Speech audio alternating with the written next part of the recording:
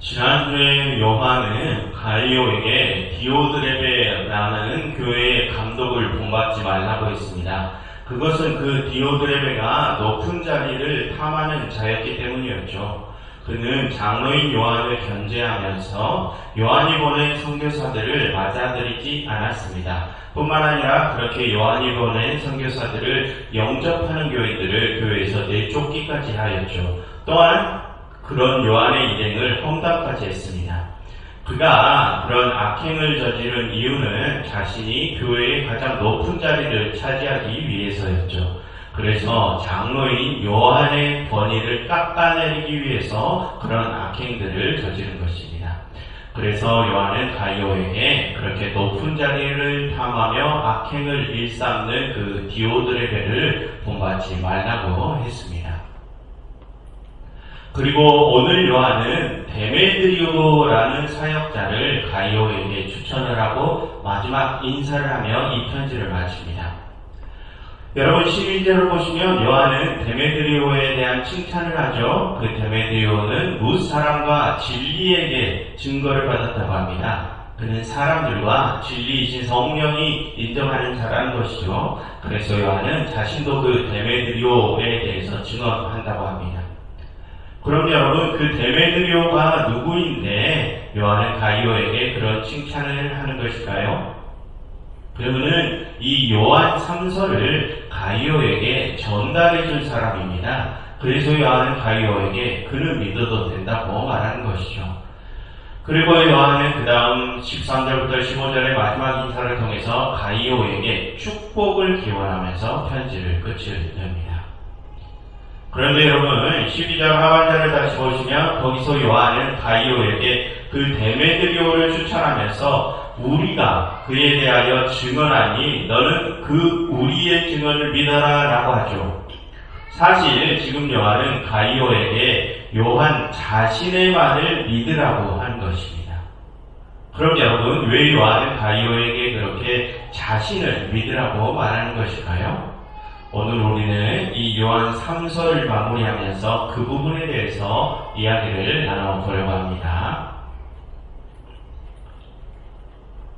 여러분 지금까지 살펴보신 대로 이 요한 3서는 다음과 같은 세 가지의 목적 때문에 쓰여졌습니다. 먼저는 요한이 갈리오에게 어려운 형제들을 영접하게 하기 위해서, 즉 자비량 선교사들을 부탁하기 위해서 이 편지를 썼고요. 그 다음으로 요한은 갈리오에게 디오드레베와 같은 높은 자리를 탐하는 자를 따르지 말라고 하기 위해서 이 편지를 썼습니다. 그리고 마지막으로 요한은 갈리오에게 데메드리오를 추천하기 위해서 이 편지를 썼죠. 그와 같은 세 가지 목적을 위해 요한은 이 요한 3서를 썼습니다.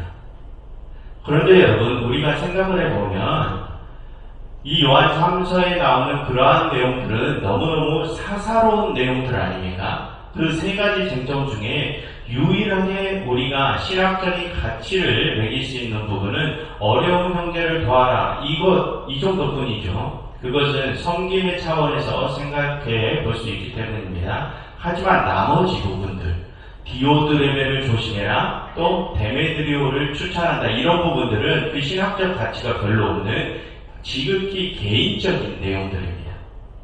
그런데 여러분 왜 그렇게 별로 중요한 내용을 가지고 있지도 않은 이 편지가 성경으로 받아들여진 것일까요? 이렇게 요한이 갈리오에게 개인적인 부탁을 하는 사사로운 편지가 어떻게 하나님의 말씀인 성경으로서의 권위를 갖게 된 것일까요? 그것은 이 편지에서 요한이 갈리오에게 자신을 믿으라 라고 하는 부분이 있기 때문입니다.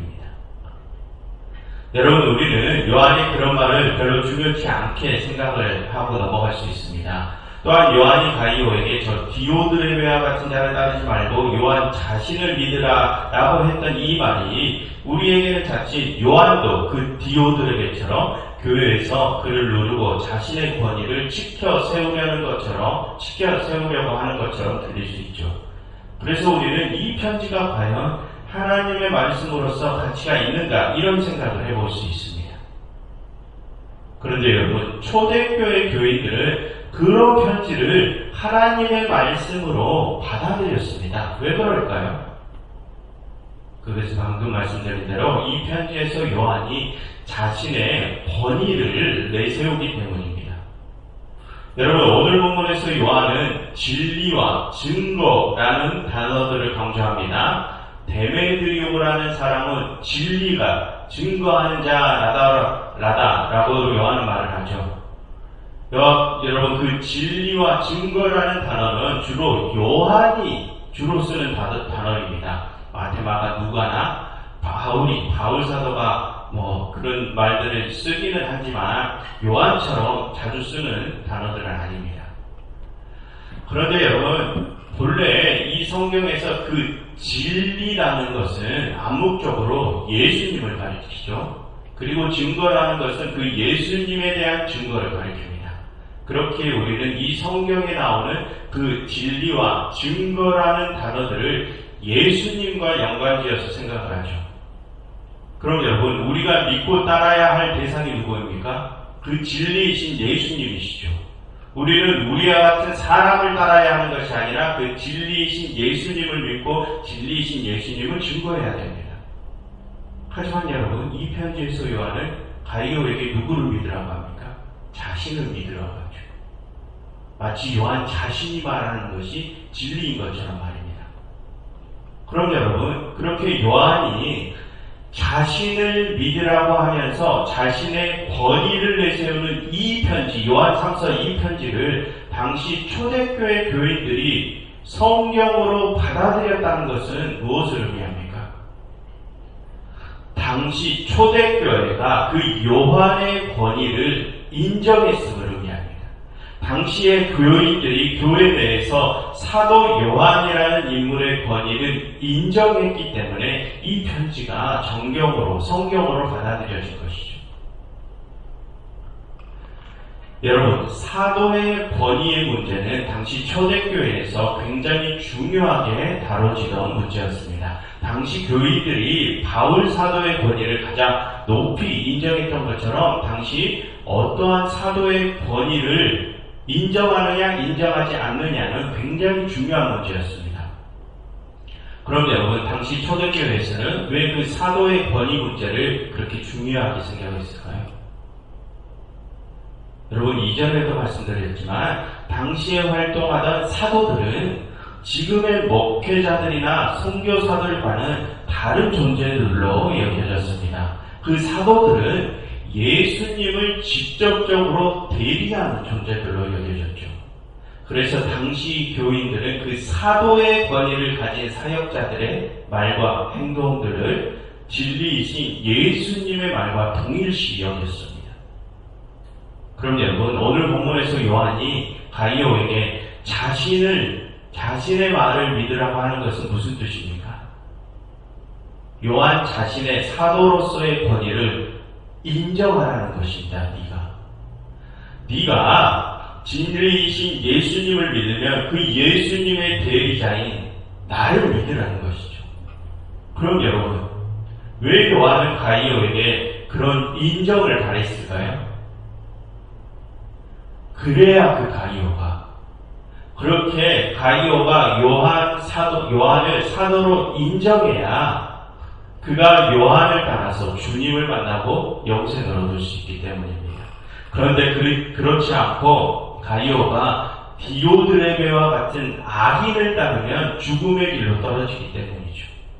그래서 당시 초대교회에서는 사도의 권위 문제가 중요하게 여겨졌습니다. 그 참 사도를 따라야 영생이 있기 때문이죠. 아무튼 그처럼 요한은 가이오가 진리의 길을 따라서 영생을 얻게 하기 위해 자신의 사도의 권위를 내세우면서 그런 참 사도인 자신을 따르라라고 하는 것입니다. 그래서 그런 부분들을 강조하는 이 요한 3서가 성경에 포함된 것입니다. 그런데 여러분, 오늘 요한은 자신이 진리이신 예수님의 뒤를 잇는 참 사도라고 확신하죠. 그럼 여러분, 왜 요한은 디오드레베가 아니라 자신이 참 사도인 걸 확신할까요?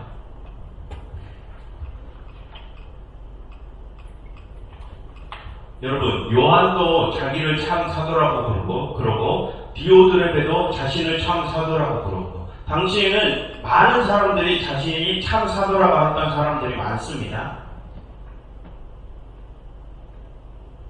그런데 그 당시 초대교회 사람들은 요한을 참 사도라고 인정하고 이 요한 3설, 그 요한이 쓴 요한 3설을 이 하나님의 말씀으로 인정했죠. 왜 그랬을까요?